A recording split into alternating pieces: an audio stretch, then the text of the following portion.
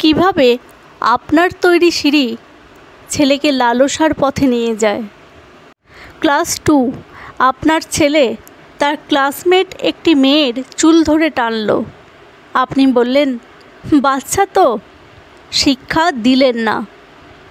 Class 4, তখন পার্কে খেলতে গিয়ে আপনার ছেলে অন্য একজনের সাথে খুব মারপিট করলো।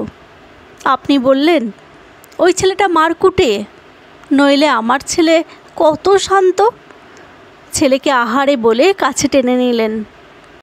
ক্লাস 5, ছেলে হাই স্কুলে উঠেছে।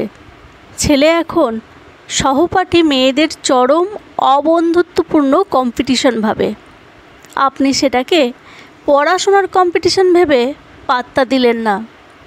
ক্লাস 8, ছেলে বড় হচ্ছে, গলা ভাঙছে, মোচের রেখা গজাচ্ছে। তার সাথে আপনিও গুঁজে দিলেন, এই বাবু, মেয়েদের থেকে দূরে থাকবি, যাতে ওর ক্লাসের মেয়েরা ওর বন্ধু না হয় বেশি। ক্লাস 10, আপনার ছেলে টিউশনের পর তার পছন্দের কোনো একটি মেয়েকে প্রপোজ করে রিজেক্ট হলো। তাই রাগে ছেলে তখন বন্ধুদের সাথে উল্টো পাল্টা টিটকারি করছে রোজ। আপনি জানেন না, কারণ আপনি তো বলেছেন বান্ধবী না বানাতে। ছেলে শিখল না কিভাবে মেয়েদের সাথে মিশতে হয়। ক্লাস 11, ছেলের লম্বা ডানা গজালো।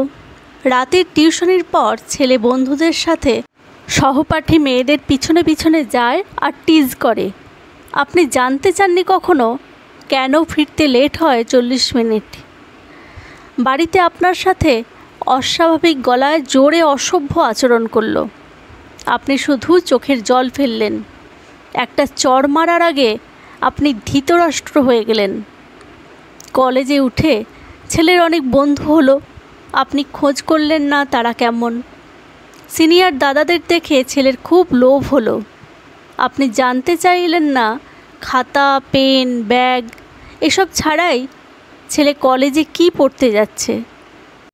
ছেলে এখন সেকেন্ড ইয়ার।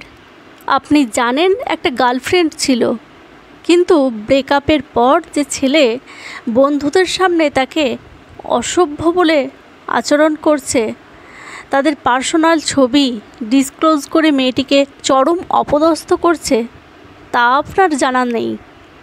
ব্যাস, তারপর একদিন হঠাৎ করেই জানতে পারলেন আপনার ছেলে মেয়েটির সাথে অসভ্য আচরণ করেছে।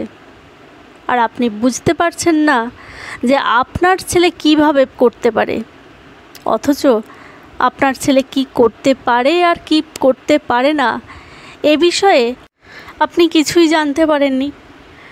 মেয়েদের যতটা মেয়ে হতে শেখান, তার থেকে অনেক বেশি ছেলেদের শেখান ঠিক কীরকম ছেলে হওয়া উচিত, কিভাবে মানুষ হতে হয়। একটাই উপায়, ব্যাস।